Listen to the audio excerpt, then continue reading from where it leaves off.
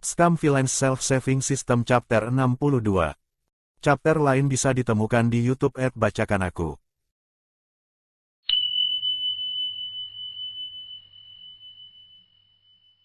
Zhu Zilang berkata, Tuan Abadishan, maafkan aku.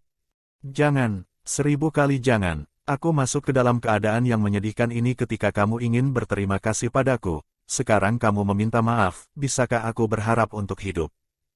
Shen Qingqiu baru saja berjalan dengan baik, tetapi tiba-tiba seluruh tubuhnya miring, berpegangan pada dinding batu untuk mendapat dukungan. Sepertinya ada sesuatu yang berjuang untuk keluar dari perutnya, menggeliat ke arah pembuluh darah yang tak terhitung jumlahnya yang mengalir melalui tubuhnya. Merasakan sensasi mengerikan yang familiar ini, Shen Qingqiu hampir meneriakkan, Motherfucker. Di tempat Luo Binghe masih tidur di peti mati itu, jadi darah yang mendatangkan malapetaka di tubuhnya hanya bisa menjadi milik orang lain. Tianlang Jun berkata, Dewa Puncak, ini seharusnya bukan pertama kalinya kamu meminum darah iblis surgawi, kenapa kamu masih belum terbiasa?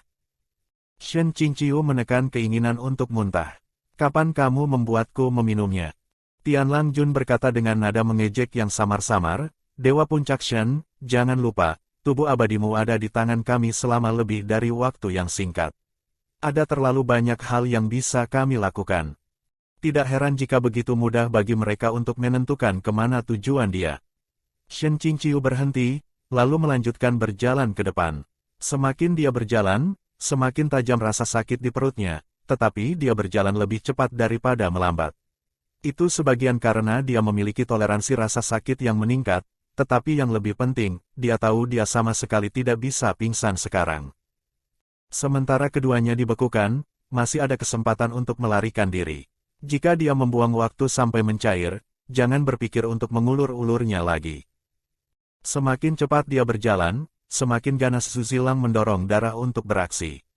Meskipun dia jelas tahu risikonya, Shen Qingqiu tidak bisa menahan diri untuk tidak menoleh untuk menembakkan tatapan tajam ke Zhu Zilang. Apakah ini caramu membalas kebaikan, dengan membuat parasit darah ini bertelur, bersarang, dan mengadakan reuni keluarga di perutku? Tianlang Jun menghela nafas, bahkan dalam kondisi ini kamu bisa berjalan begitu banyak langkah. Dewa Puncak Shen adalah orang yang teguh dan tegas, benar-benar orang yang luar biasa. Aku harus mengatakan, kamu bahkan bersedia membuang hidupmu sendiri untuk anakku.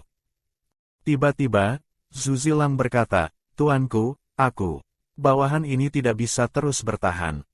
Sebelum kata-katanya jatuh, Shen Qingqiu merasakan rasa sakit tiba-tiba menghilang, seluruh tubuhnya menjadi ringan. Segera, dia berlari dengan panik.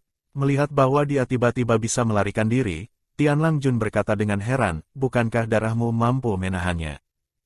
Zhu Zilang juga bingung. Sebelumnya, aku bisa menahannya. Tapi kali ini aku tidak bisa, aku tidak tahu alasannya. Shen Qingqiu tidak bisa mendengar dengan jelas melalui dengungan di telinganya dan pandangannya kabur, tetapi dia tahu dia harus menyeret Luo Binghe ke pintu masuk dan melemparkannya. Menyangga dirinya di dinding, dia terus berlari ke depan. Dia tersandung sesuatu di bawah kakinya, membuat seluruh tubuhnya bergoyang. Setelah melanjutkan selama ini, dia sudah mendekati batas tubuhnya, bertahan di ambang kehancuran, lututnya serasa menjadi agar-agar. Namun, dia tidak berlutut, tetapi ditopang dengan kuat oleh sebuah tangan, setengah digendong dan setengah diangkat. Kepalanya pusing dan matanya kabur, tatapannya terfokus ke atas. Dalam kegelapan yang keruh di koridor batu, tidak mungkin untuk melihat wajah, tetapi sepasang mata terbakar oleh amarah dan tanda setan merah tua bersinar dengan jelas melalui kegelapan. Tianlang Jun dan Zhu Zilang sudah membeku dari pergelangan kaki ke leher, berpose berdiri di tengah dua patung es yang dililitkan dengan energi hitam. Setelah Luo Binghe melangkah ke aula, benang energi putih sedingin es merangkak di sepanjang hitamnya sepatu bot, tetapi tanpa ampun diinjak-injak. Dia bergegas kedua struktur es itu, memberikan serangan masing-masing. Retakan mengular di sepanjang permukaan es padat.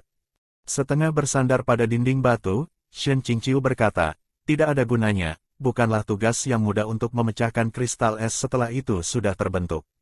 Selain itu, kau tidak akan dapat menyakiti orang di dalam dengan memukulnya dengan cara ini. Sebaiknya, kita memanfaatkan kesempatan ini dan melarikan diri dari makam suci saat mereka masih disegel. Luo Binghe tiba-tiba berbalik, berjalan ke arahnya lagi. Tiba-tiba melihat Luo Binghe lagi, Shen Qingqiu merasa khawatir dan bahagia. Dia berencana untuk kembali ke peti mati batu untuk menjemputnya, tetapi dia tidak pernah berpikir dia sudah terlebih dulu bangun. Dia baru akan mengatakan, bagaimana perasaanmu, ketika dia menemukan bahwa Luo Binghe tampaknya sedang marah. Luo Binghe berkata dengan suara tegas, bukankah aku sudah memberitahumu untuk tidak berhubungan dengan mereka? Kalimat ini diucapkan hampir dengan suara gemuruh. Shen Qingqiu sudah pusing, dan dimarahi sampai gendang telinganya terasa seperti baskom berisi air dingin di wajah. Setelah berdiri di sana dengan bodoh sejenak, tiba-tiba dia merasakan gumpalan api misterius meletus di dalam hatinya.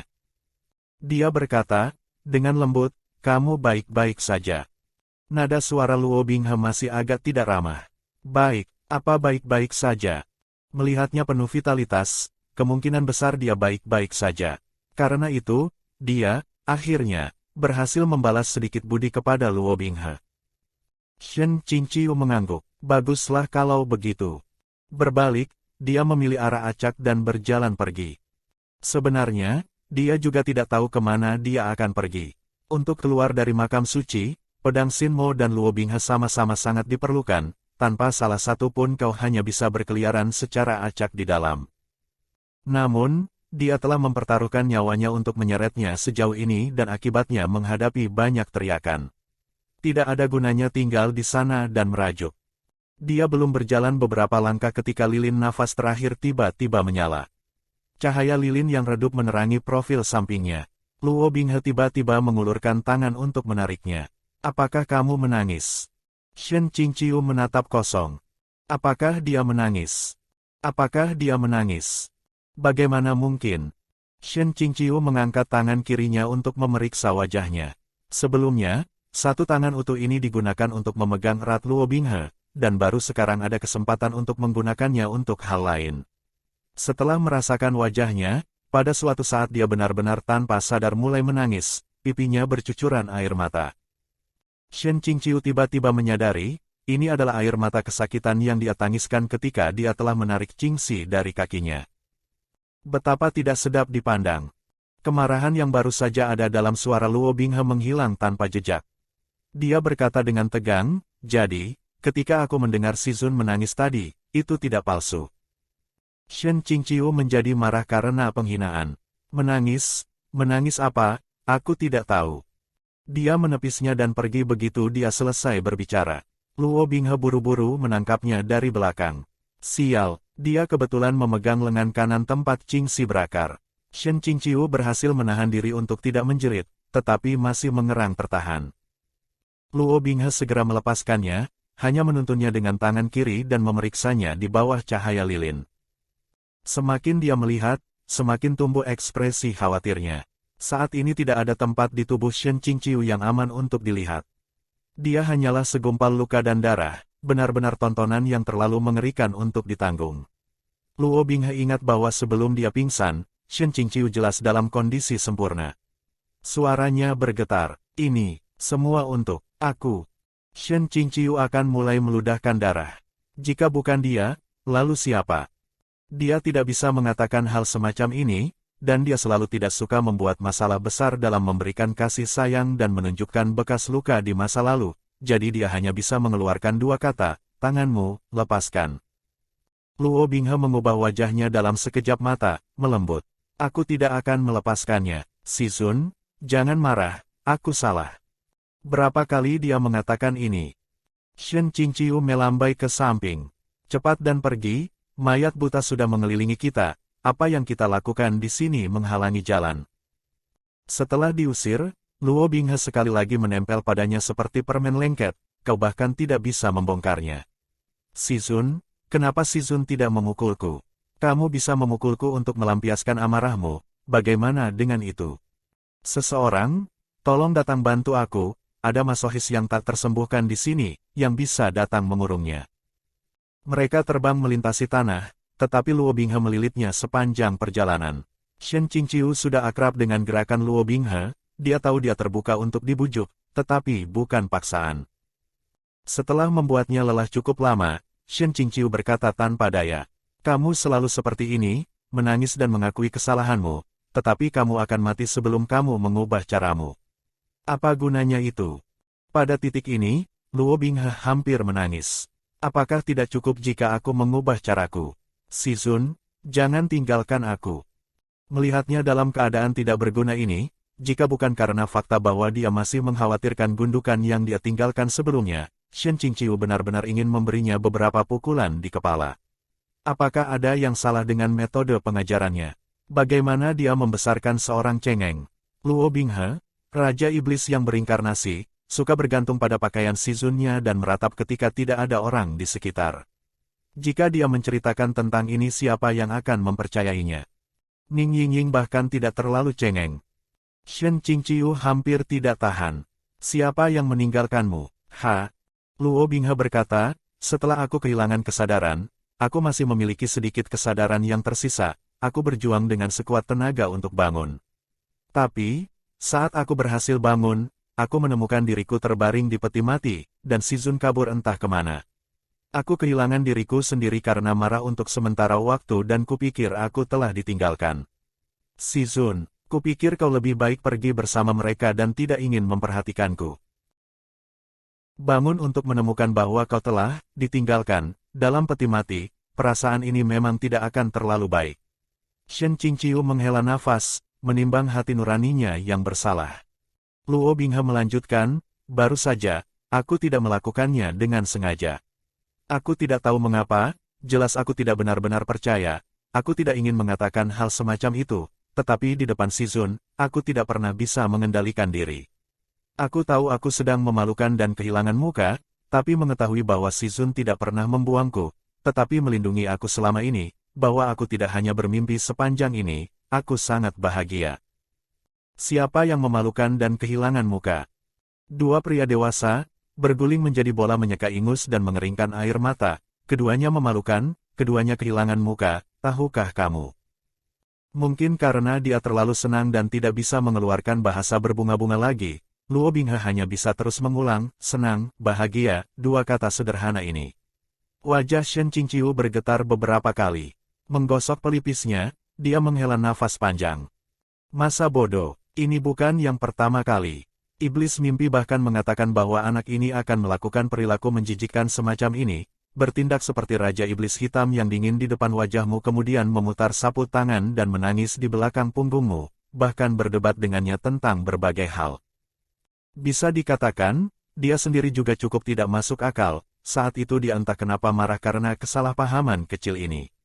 Tidak banyak perbedaan antara dia dan kasus mental anak malang ini, betapa tidak seperti seorang penatua yang baik.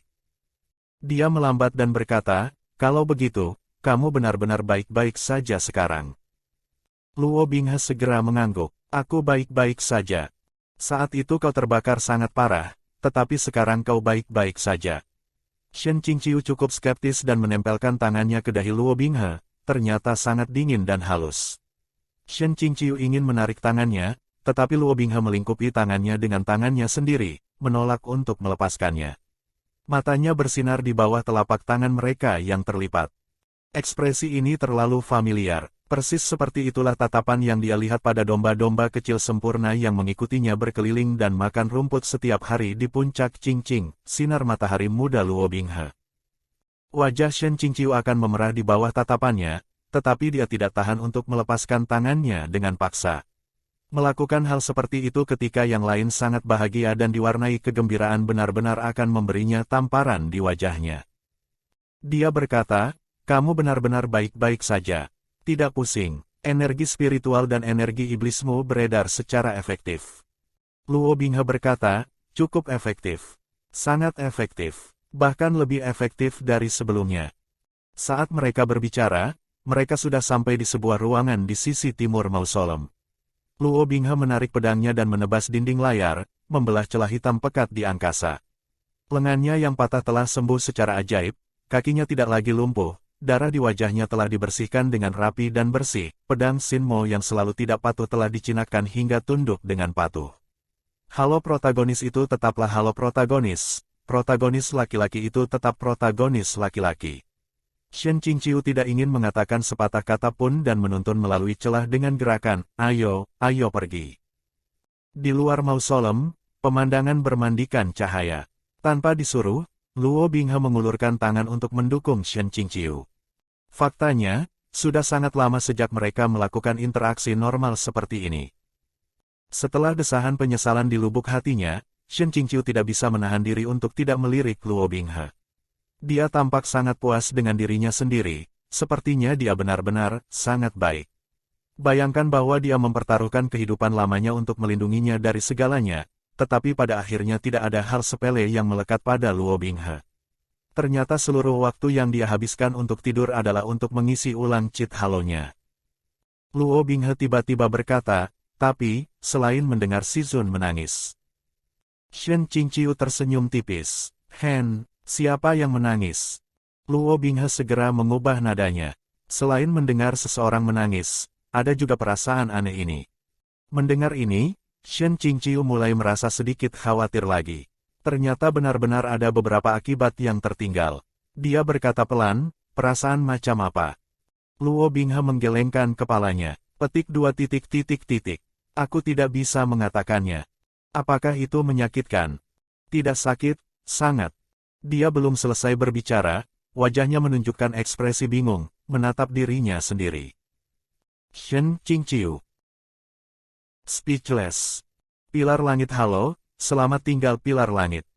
Topik ini tidak dapat dilanjutkan lagi, dan mereka membiarkannya berhenti. Suara Tian Lang Jun melayang seperti jiwa yang sudah meninggal yang menolak untuk bubar. Tuan Puncak Shen, mengapa kamu begitu ingin pergi? Kalian berdua hampir membalikkan tanah suci ras ini, bukankah pergi seperti ini tanpa meninggalkan apapun benar-benar tidak bisa dimaafkan? Dengan setiap kata, suaranya semakin dekat. Tak lama kemudian, sosoknya muncul di cakrawala. Shen Qingqiu memutar matanya. Akan tetapi, cukup beruntung bahwa pesona es klan Mo Bei yang berusia ratusan ribu tahun dapat menunda keduanya sampai mereka keluar dari makam suci. Sebelumnya, Luo Binghe tidak begitu senang ketika dia tidak dapat menghancurkannya menjadi beberapa bagian, tetapi sekarang setelah mereka menyerahkan diri di atas piring perak, dia cukup puas. Buku-buku jarinya retak, dia menatap tajam pada Zhu Zilang, menggeram, kamu berani memberi makan Si Zunku dengan darahmu. Zhu Zilang mengintip ke Shen Qingqiu, ekspresi malu di wajahnya. Tian Lang Jun menatapnya dan berkata, hei, kamu benar-benar tidak bisa mengucapkan kata-kata ini dengan ekspresi seperti itu di wajahmu. Bukankah kamu juga memberi darahmu ke Dewa Puncak Shen? Jika tidak, siapa tuan dari kumpulan parasit darah lainnya di tubuh Dewa Puncak Shen? Mendengar ini, Luo Binghe menegang, mengepalkan tinjunya. Shen Qingqiu baru saja mengangkat tangan yang memegang pedang Xiuya ketika Luo Binghe berkata dengan lembut, Si Zun, kamu tidak perlu bertarung, cukup aku sendirian. Dan pertempuran dimulai. 3 pilar energi hitam melonjak berputar ke langit seperti angin badai. Menonton pertempuran sebagai penonton, Shen Qingqiu semakin menghargai perbedaan antara iblis dan manusia. Perbedaan dalam kemampuan destruktifnya terlalu besar. Selain itu, Luo Binghe tidak hanya mengisi ulang halo cheat-nya, tetapi juga naik level. Beberapa jam yang lalu, dia telah dipukuli dengan kejam, tidak berdaya untuk membalas, tetapi sekarang tampaknya halo protagonis masih terpasang dengan aman di kepalanya. Saat dia sedang menonton, seekor elang tulang merah mulai mengelilingi medan perang, menurunkan sayapnya, mencari kesempatan untuk bergegas ke pertempuran. Luo Binghe, bertarung 1 lawan 2, tampaknya tidak menyadari bahwa pendatang baru ini jelas-jelas menyembunyikan niat jahat, tetapi Shen Qingqiu dapat melihat semuanya dengan jelas. Tepat saat dia akan mengeluarkan peringatan, elang tulang tiba-tiba menukik ke bawah, menyerbu ke arah atas kepala Luo Binghe. Sebuah serangan diam-diam. Shen Qingqiu memegang Xiuya ke belakang di tangannya, dan menyipitkan mata untuk membidik, dengan keras melemparkannya ke sasarannya. Pedang seputih salju melesat seperti anak panah, menusuk secepat kilat ke arah elang tulang. Siapa sangka bahwa sebelum dia bisa menghela nafas lega, tubuh elang tulang itu tidak jatuh, melainkan menyebar menjadi 1000 mutiara dan 10.000 tetes, terbang menuju Shen Qingqiu. Di sisi itu, Tian Lang Jun tiba-tiba mundur, melompat keluar dari pertempuran sambil tertawa. Luo Binghe, melihat mutiara berdarah berhamburan di udara, membiarkan ekspresi panik melintas di wajahnya. Shen Qingqiu tiba-tiba menyadari, Tian Lang Jun telah menggunakan darahnya sendiri untuk menciptakan elang tulang ini. Dia dengan sengaja mengirimnya untuk menyerang Luo Binghe secara diam-diam, tetapi maksud sebenarnya adalah untuk menarik Shen Qingqiu agar memainkan tangannya dan menembaknya. Tepat ketika dia menemukan ini, dia menghadapi hujan berdarah. Tianlang Jun tersenyum tipis, mengangkat tangannya untuk membuat segel di udara. Shen Qingqiu merasakan jantungnya melambat, seperti dia benar-benar telah dicengkeram di telapak tangan raksasa dan diremas dengan kejam. Ada terlalu banyak darah. Meskipun dia menutup bibirnya dengan rapat, rasa karat masih muncul di lidahnya. Siapa lagi selain dia yang akan meminum darah iblis surgawi seperti Red Bull? Siapa lagi selain dia yang akan meminum darah 3 iblis surgawi yang berbeda? Mata Luo Binghe sudah merah karena tegang, tetapi darah Tianlang Jun sudah ada di tubuh Shen Qingqiu. Dia tidak berani melakukan gerakan gegabah, takut dia akan mengaktifkan parasit darah. Dia hanya bisa mengatupkan giginya dan berteriak, "Berhenti!" Zhu Zilang, melihat wajah Shen Qingqiu menjadi hijau dan kemudian putih berturut-turut, tidak bisa tidak memulai, "Tuanku, maafkan bawahan ini." Tianlang Jun mengangkat bahunya. Kemudian, selanjutnya kita harus melihat apa yang akan dilakukan teman muda kita yang lain.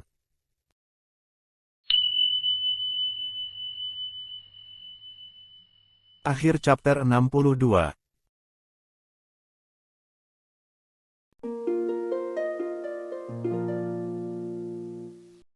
Jika Anda suka video ini, silakan like dan subscribe akun YouTube @bacakanaku untuk mendapatkan update audio novel lainnya. Terima kasih.